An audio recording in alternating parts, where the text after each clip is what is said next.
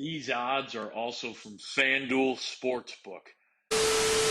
What's going on, guys? Danny Sports here. Welcome to Week 8. We're officially halfway through the NFL season, and last week was what the NFL is all about, unpredictability. This week have no buys, no teams on the bye. Have 9 games at 1 o'clock on Sunday, 1 o'clock Eastern Time, and 4 games in the afternoon, and then the typical Thursday night, Sunday night, and Monday night football games. Let's head into Week 8.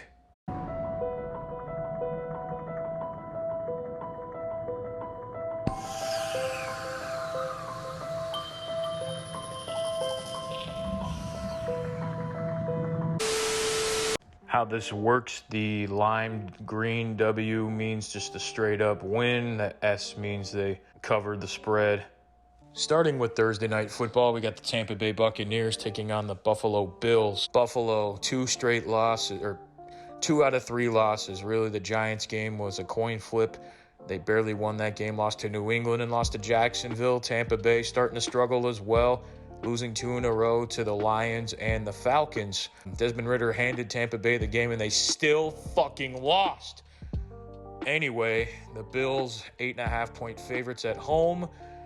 I like the Bills in this game. Tampa Bay cannot run the ball.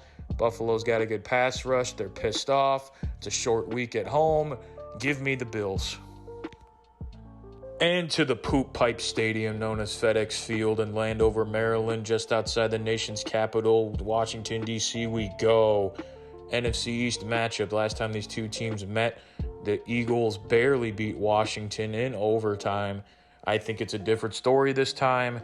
Washington is spiraling out of control. I like the Eagles here. A.J. Brown looks like Terrell Owens. And, give me the Eagles here to dominate this game. One of the best games of the weekend, the red-hot Jacksonville Jaguars, winners of 4 in a row, beating Atlanta and Buffalo and London, beating Indianapolis and New Orleans, and taking on the Pittsburgh Steelers, who just find ways to win games. They're abysmal the first 3 quarters. In the fourth quarter, they turn into a God squad. 2.5-point favorites for the Jags on the road in Pittsburgh.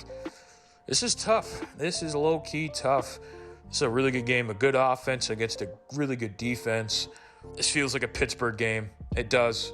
I don't know why Jacksonville had more time to prepare for this game. However, it just feels like a Pittsburgh type of win. Pittsburgh wins these type of games. I'm going to take the Steelers here. Rematch of Super Bowl 44 in Indianapolis between the New Orleans Saints and Indianapolis Colts. Colts favored by 1.5. The refs fucking screwed them last week. Anyway, and then the Saints are an absolute disaster. Olave got arrested. Derek Carr yelling at all of his teammates. And Dennis Allen is still there. Same thing with Pete Carmichael. With them still being there, Indianapolis wins this game. Battle of the number 1 and number 2 picks in the draft. C.J. Stroud and the Texans taking on Bryce Young and the Panthers. Both teams coming off byes last week. Houston favored by a field goal in Carolina. Carolina still hasn't won a game. Last time they played, they're up 14-0 on Miami, then lost 42-21. And last time Houston played, they barely beat the New Orleans Saints in a good game. Houston right now, I believe DeMeco Ryans is a better head coach than Frank Reich. And C.J. Stroud's playing better football than Bryce Young. I'm taking the Texans in a close game. Another low-key, really good game this week. L.A. Rams taking on the Dallas Cowboys. Cowboys coming off the bye. Rams coming off another bullshit ref game. But they clearly didn't get the first down, and the Rams didn't get a chance to come back and tie it. They lost it because of the refs. Dallas favored by a touchdown. Dallas is amazing at home. I'm taking the Cowboys here. Still no Kyron Williams. It's going to be a disaster. I feel like Micah Parsons is going to have a field day this week, and Matthew Stafford's going to be running for his life. Dallas is winning this game, in my opinion. Hey, technically no road or home games this week for these teams. Battle for New York, Jets and Giants. Yeah, it comes down to the status of Daniel Jones, honestly. It comes down to the status of Daniel Jones. 7 hours ago, the New York Post said Daniel Jones isn't 100% at the moment. So if that's the case, this game could be really, really good, but the Jets are finding their groove, in my opinion. Their defense is phenomenal. I'm going to take the Jets here. Toilet Bowl game of the week. Battle of two former colleagues, Mike Vrabel, head coach of the Titans, Arthur Smith, former offensive coordinator of the Titans, now the head coach of the Falcons. Falcons at the Titans. Falcons skating by the skin of their teeth despite Desmond Ridder trying everything in his power to lose the game. Titans feel like they're selling, but Derrick Henry, at the making of this video, he's still the running back in the face of the Tennessee Titans franchise. The Titans defense is better than Tampa Bay's. I'm going to take the Titans here. Desmond Ridder is going to look like garbage, and the Titans are going to run the crap out of the football. Even though the Falcons low-key have a pretty good defense, top 10 in points allowed, top 10 against the run. The Falcons defense is underrated. They are pretty good. That's why they're 4-3 and leading the NFC South, because of that defense and the running game. However, I just feel like the Titans are going to win this game, and why I think it's the worst game of the week. Two teams, probably going to be a final score of 14-13. It's going to be a really bad football game. Give me the Titans. AFC East battle, New England and Miami. Tua still hasn't lost to Bill Belichick. Patriots with that huge win over Buffalo last week. Dolphins with that loss against Philly where they were in the game and the refs they weren't going to win that game, but the refs didn't help them out. They're favored by double digits. I feel like, Miami, they're like Dallas. They're both amazing at home. They're both juggernauts at home, Dallas and Miami. I'm going to take the Dolphins here. All of a sudden, everyone's favorite Minnesota Vikings going to Lambeau, taking on the abysmal Packers. Think about it, the Packers could be 1-5. Didn't have that 17-0 comeback on New Orleans. They lost to Denver last week. Denver, I said in last week's video, if you lose to Denver, there's a lot of problems, and that's exactly what they did. Minnesota shocked everybody, including myself, beating, and not just beating, low-key dominating the San Francisco 49ers. It was Freaky Friday. Kirk Cousins dominated on offense. They had 500 yards almost, and defensively, they made Brock Purdy look horrible. So I'm taking the Vikings. They're doing a phenomenal job up there. They definitely still have a chance to make the playoffs in the NFC. I don't think they win that division. I think that's still the Lions. We'll get to them. They play Monday night. But Minnesota, man, they're looking pretty good right now. They have an easy schedule, a lot of winnable games coming up. But knowing how this league works, watch Green Bay win. But in my opinion, I think the Vikings win this football game. Almost my game of the week, but we got another AFC North, NFC West matchup coming up here in a few. Cleveland Browns, Seattle Seahawks, two really good teams. Cleveland, obvious refs helping them out last week. There was a clear no illegal contact on Baker on the Colts. That was just cringe. And then Seattle dominating Arizona. The score didn't indicate how the game went. Seattle played pretty well. Field goal favorites for the Seahawks. I love what they're building up there. Their defense, they low-key get after the passer. And the Browns' offense is abysmal no matter what at quarterback. It's like the Giants. They're better with their backups than they are with their starters, Daniel Jones and Deshaun Watson. Those teams are worse with those guys than they are with Tyrod Taylor and P.J. Walker. In this game, I don't think it will matter. I think the Seattle Seahawks will win this game and will win it and show everybody how good they are. Give me the Seahawks. Stand up now and face the sun. Won't hide my tail or turn and run. It's time to do what must be done. Here's the game of the week. This was what I was talking about, my Super Bowl preview preseason. This was my Super Bowl heading into this season. The Cincinnati Bengals and the San Francisco 49ers. San Francisco's lost 2 straight. Not a coincidence that Nick Bosa skims ad. Since then, they've lost 2 games in a row. Cincinnati's been on fire since the Arizona game.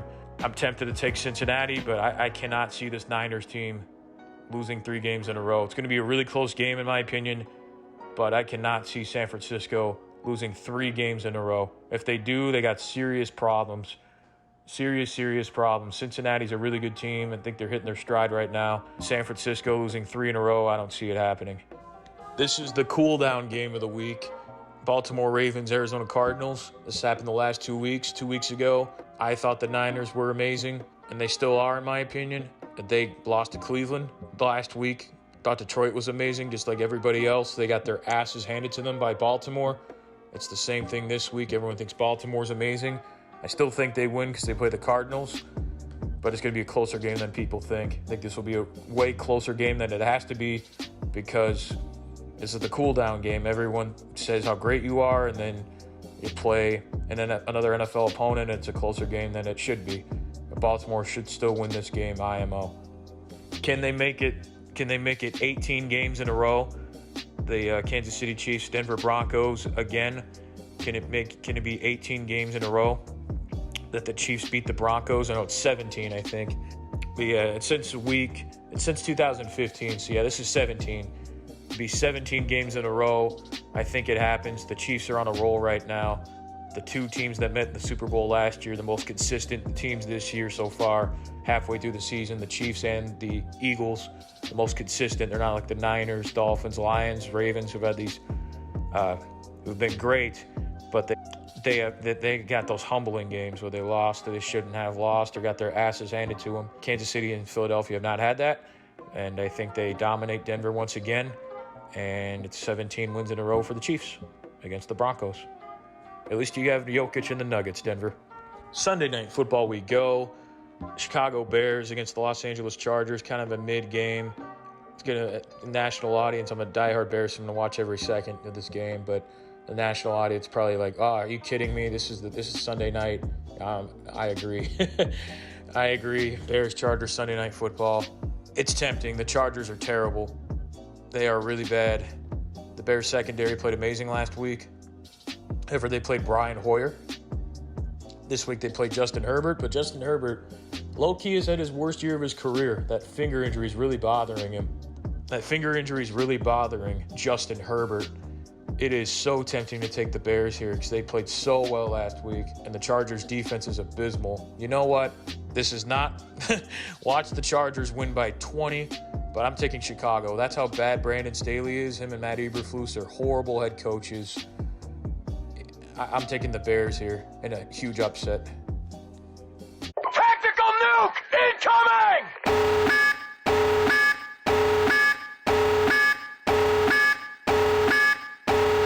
And then the dominating game of the week. I jinxed myself last week. Thought the Niners would obliterate the Vikings. Was the complete opposite. And I'm not going to say too many words this week. Detroit favored by 8.5. The Raiders still, I don't know if they get Jimmy G back, but if they do, it'll be irrelevant. Detroit doesn't lose back-to-back games like this. I don't see it happening. I see a Detroit ass-whooping, to be honest with you. After they lost to Seattle, they dominated Atlanta. I could see the same thing. Vegas is one of the worst teams in the league. However, the sport is so fucked up. I jinxed it every single week, man. Jinxing it. I'm not going to say too many words, and knock on wood that some common sense happens this week in this sport, in this league, which doesn't happen. That's why I love this league, because it's so unpredictable, so chaotic. That's going to do it for week 8. It's sad. It's already halfway through the season, but this is the best time of the year.